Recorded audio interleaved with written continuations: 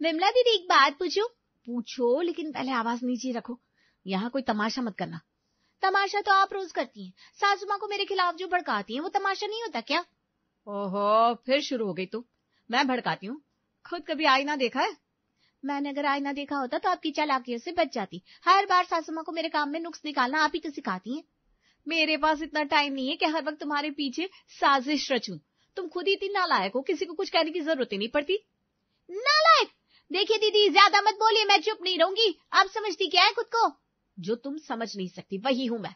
घर की बड़ी बहू हूं, तुमसे पहले आई हूं और हर जिम्मेदारी मेरी है। लो, तो फिर हर शिकायत मेरी क्यों होती है? सासू माँ को क्यों लगता है कि मैं काम चोर हूं? क्योंकि तुम हो। बस खाने के वक्त नजर आती हो, बाकी समय पता नहीं कहाँ गायब रहती हो। आपसे सीखो क्या, जो खुद सिर्फ दिखावे के लिए काम करती है? देखो रोली, अगर तुम्हें लगता है कि मैं गलत हूँ तो सासू माँ से बात करो, लेकिन मेरे घर आकर यूं ऊंची आवाज में मत बोलो। मैं तो बता कर आई हूँ सासू माँ को कि आपसे बात करनी है। और हाँ, ये आपका घर नहीं है, सबका है। सबका है तो फिर सबका सम्मान करना सीखो। सम्मान की बात आप करिए, जो पीठ पीछे बातें बनाकर आग लगाती है। और तुम जो हर बात बढ़ा कर तमाशा करती हो। बस बहुत हो गया, अब या तो ये सब बंद करिए, मेरे पीछे साजिश करना, या मैं खुलकर सबके सामने बात करूंगी। कर लो, अब तक जो नहीं किया वो भी कर लो। मैं भी देखती हूँ कौन किसका साथ देता है। ठीक है, देखते हैं, लेकिन अब की बार मैं चुप नहीं बैठूंगी। अब हर बात का जवाब मिलेगा। तो सुन लो, मैं भी अब तुम्हारी कोई हरकत नहीं सहूंगी। सासू माँ को जो कहना है कहो, मैं भी उनके सामने सच्चाई रखूंगी। हाँ, अब तो मैं ही सामने रखूंगी सच्चाई, फिर देखती हूँ किसकी पोल खुलती है। चलो अच्छा है, कुछ तो साफ होगा इस घर में। जी हाँ, बहुत कुछ साफ होगा, और तब आप खुद देखिएगा कैसे नजर आती है। अरे जाओ जाओ यहाँ से, मेरा सर मत खाओ। जा रही हूँ, लेकिन बात यहाँ खत्म नहीं होगी। हाँ, जितनी बार आओगी उतनी बार जवाब मिलेगा। विमला बैठो, बात करनी है तुमसे। जी माँ जी, कहिए। देखो बेटा, ये रोज रोज की खींचतान है ना, अब बर्दाश्त से बाहर है। घर का माहौल बिगड़ चुका है। माँ जी, आप तो जानती है कि मैंने तो हमेशा कोशिश की है सब संभालने की। जानती हूँ, लेकिन कोशिश सिर्फ एक की नहीं चलती ना। रोली भी मेरी बहू है और मैं उससे भी तो अलग नहीं कर सकती।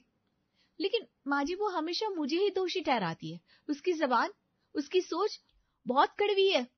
इसीलिए तो कुछ करना पड़ेगा ना। मैं अब चाहती हूँ कि सबको एक बार फिर से मिला कर देखूं, एक नई जगह, एक नया माहौल। आप क्या सोच रही हैं माँ जी? मैं चाहती हूँ तुम लोग कुछ दिन मेरे साथ चलो, हमारे पुराने पुश्तैनी घर भोजपुर। भोजपुर? वहां? हाँ वहीं। वो घर अब भी हमारा है, खुला पड़ा है।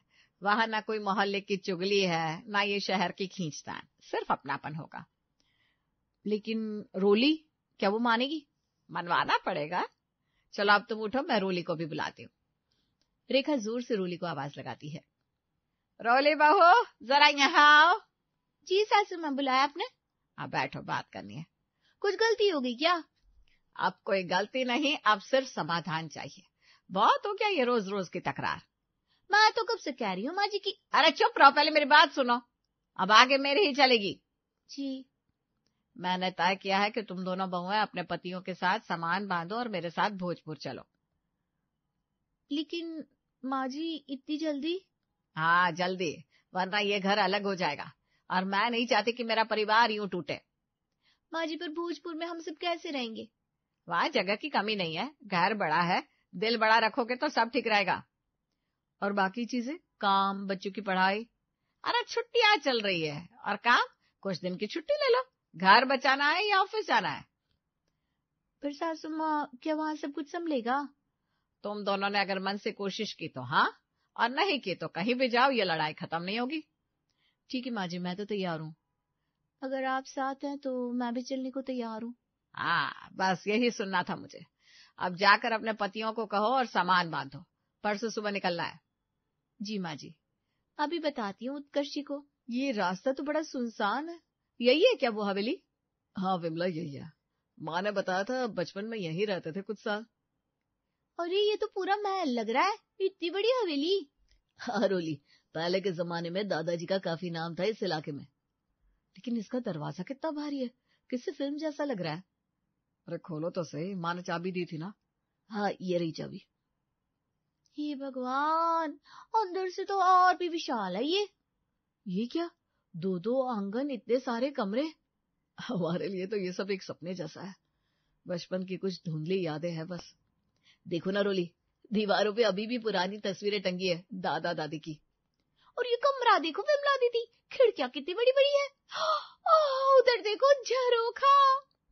अरे हाँ, ये तो जैसे रजवाड़ों के घर होते ना, वैसा ही लग रहा है।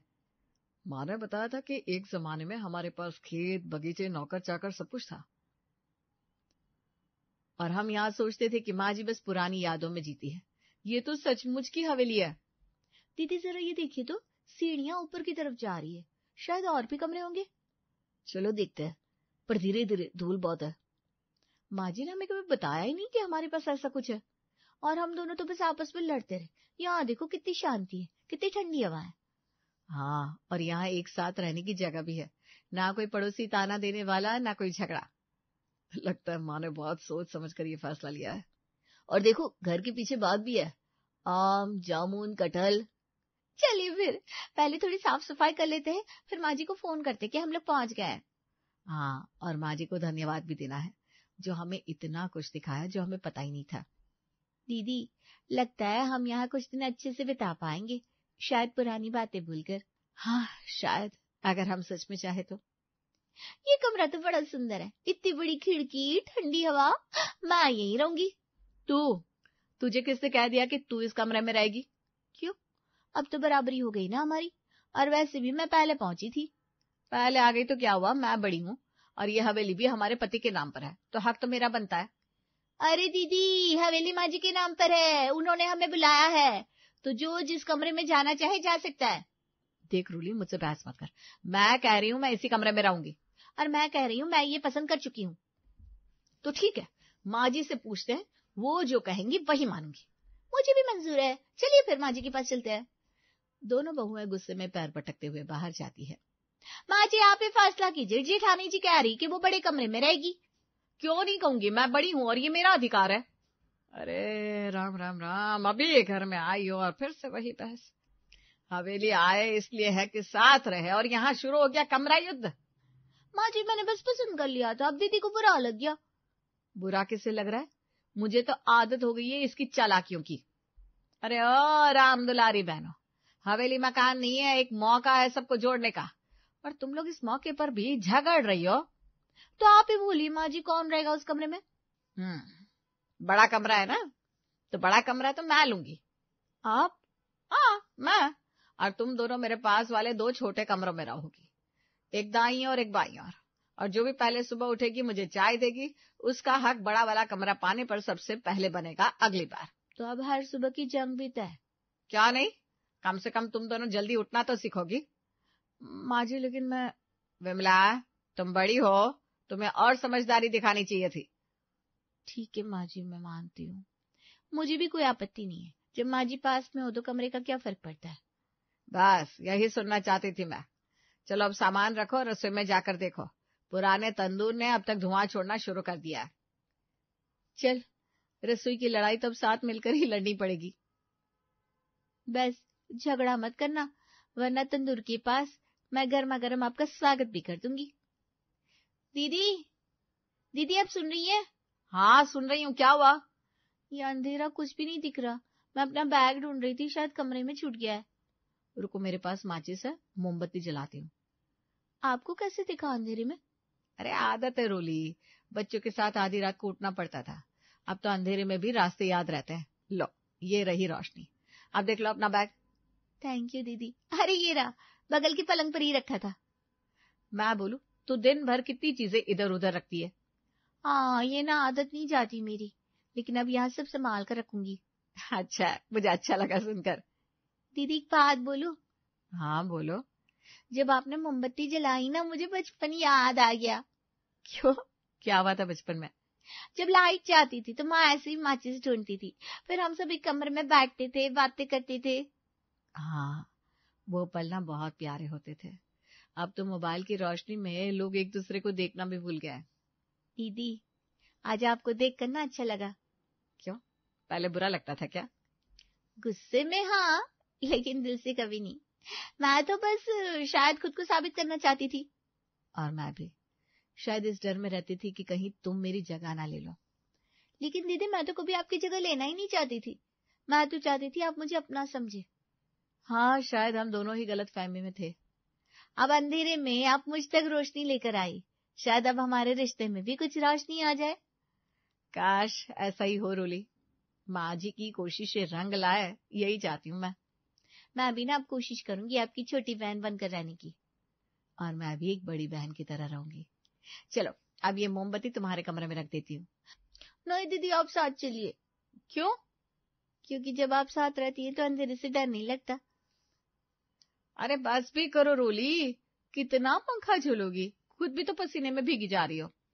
कोई बात नहीं दीदी, अब दिन भर काम में लगी रहती है, आज आपकी सेवा करने का मन हो रहा है।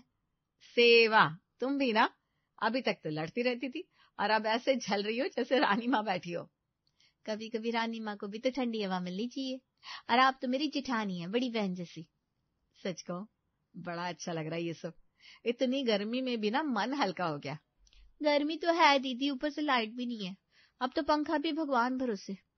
हाँ, शहर में तो लाइट जाते ही इन्वर्टर चल पड़ता था, यहाँ तो मोमबत्ती और हाथ वाला पंखा। लेकिन शहर में इतना सुकून भी कहाँ था, वहाँ लाइट तो थी लेकिन दिलों में अंधेरा। अरे वाह, क्या बात कहती तुमने, दिल से निकली बात है दीदी। जब आपसे लड़ती थी तब लगता था शायद हम कभी ठीक नहीं होंगे, पर अब तो बस अच्छा लगता है। सच कहूँ रोली, जब तुमने कल रात मुझसे वो सब कहा था ना कि आप साथ है तो अंधेरा भी अच्छा लगता है, वो सुनकर मेरी आंखें भर आई थी। मैंने दिल से कहा था दीदी, आप हमेशा से मेरे लिए खास रही हैं, बस मैं जताने का तरीका नहीं जानती थी। हम दोनों ही शायद अपने अपने डर में घिरी थी, अब जब साथ बैठे हैं तो ये गर्मी भी अच्छी लग रही है। दीदी, अगर हम दोनों मिलकर रहे ना तो चाहे लाइट ना हो लेकिन घर तो रोशन ही रहेगा। हाँ बिल्कुल रहेगा, और ये हवेली, इसे फिर से जीता जागता घर बना सकते हैं हम। तो तय रहा, अब से हम दोनों एक टीम है। हाँ एक टीम, और टीम में कोई किसी से ऊपर नहीं होता। दीदी आप भी थोड़ा पंखा चलो ना, मेरा हाथ थक गया है। अरे ला दो इधर, अब मैं जलती हूँ, और तुझे एक गिलास ठंडा पानी भी देती हूँ। दीदी आप ना सच में बड़ी बहन लगती हैं। और तू छोटी बहन जो बहुत प्यारी है लेकिन कभी कभी बहुत सताती है। अब नहीं सताऊंगी दीदी, अब सिर्फ साथ निभाऊंगी। राहुल, उत्कर्ष, जरा दोनों अंदर आओ, कुछ दिखाना है तुम लोगों को। माँ अब क्या दिखाने वाली हूँ, सुबह से तो पूरा घर देख चुके हैं। हाँ माँ, अब तो कमरे भी साफ हो चुके हैं, अब बैठिए हम चाय बना कर लाते हैं। चाय बाद में, पहले मेरी मेहनत का नतीजा देख लो। मेहनत? हाँ बेटा, सालों की मेहनत। आओ आंगन में चलो। आंगन में दोनों बहुएं बैठी होती हैं एक दूसरे के पास हंसती हुई। दीदी ये आम का अचार देखिए कितना खट्टा है। हाँ लेकिन तुमसे ज्यादा नहीं, पहले कितनी खट्टी बनती थी। दीदी अब तो मीठी हो गई हो ना। बहुत मीठी, इतनी कि अब मुझे डायबिटीज हो जाएगी। देखा बेटा।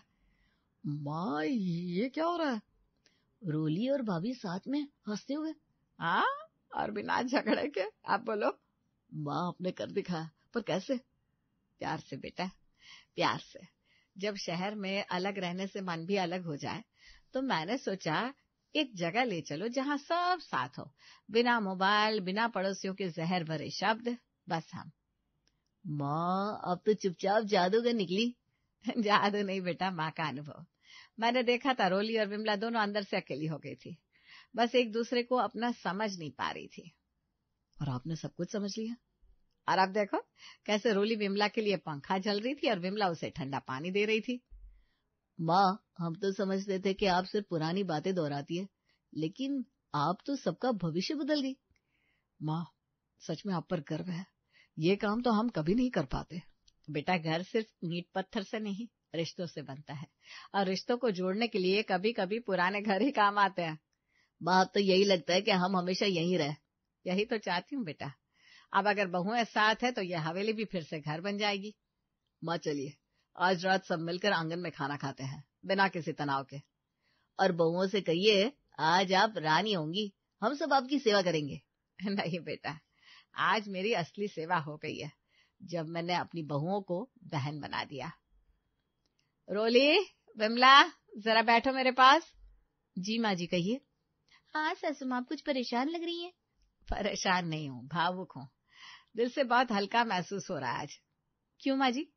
क्योंकि मैंने वो कर दिखाया जो शायद शहर में कभी नहीं हो पाता। तुम दोनों को एक साथ बैठा देख कर लगता है कि मेरी तपस्या सफल हो गई। माँ जी। नहीं बहू, बोलने दे आज मुझे। जब तुम दोनों आपस में लड़ती थी तो मेरा दिल अंदर ही अंदर टूटता था। मैं सोचती थी क्या ये वही घर है जहां मैंने अपने बच्चों को साथ खेलते देखा था। माँ जी, आपने हमें समझाया, सही राह दिखाई, और आज देखो मेरी दोनों बहुएं एक दूसरे की बहन बन गई। माँ जी सच में आपने कमाल कर दिया। हम तो सोच भी नहीं सकते थे कि हवेली की गर्मी में इतना अपनापन मिलेगा। यही तो मेरा सपना था। यह हवेली सिर्फ ईंट पत्थर नहीं, रिश्तों की नींव है। माँ जी एक बात पूछूं? हाँ पूछो बिटिया। अब जब सब ठीक हो गया है, आप इस हवेली को बेचने का सोच रही हैं क्या? क्या मतलब? मतलब ये कि माँ जी जब से आए हैं तब से ये सोच रहे हैं कि अगर ये हवेली बिके तो एक अच्छी जमीन ली जा सकती है, अपना एक छोटा सा फार्म हाउस जैसा। हाँ माँ जी, शहर से थोड़ा दूर, लेकिन अपनी जमीन जहां हम अपना घर जैसा कुछ बनवा सके। तो तुम दोनों की दोस्ती, ये मिलना सब इसलिए था? नहीं नहीं माँ जी, ऐसा मत सोचिए। हमने सच में कोशिश की है एक होने की, पर साथ ही हमने सोचा कि भविष्य की प्लानिंग भी हो जाए। माँ जी, अब खुद तो कहती हैं ये हवेली सालों से वीरान थी। अब अगर ये बिक जाए तो हम लोग चार मिलकर कुछ नया कर सकते हैं। लेकिन ये घर, ये दीवारें, ये आंगन, सब कुछ तो हमारी पहचान है। माँ जी पहचान दिल में होती है, जगह तो बस एक ठिकाना होती है। अब अगर हम साथ में हैं तो कहीं भी घर बन जाएगा। और आप ही ने तो कहा था माँ जी, अब जब हम एक हो गए हैं तो कुछ भी मुमकिन है। तो तुम दोनों जमीन देख रही थी? हाँ माँ जी, उत्कर्ष और राहुल ने कुछ प्लॉट देखे हैं।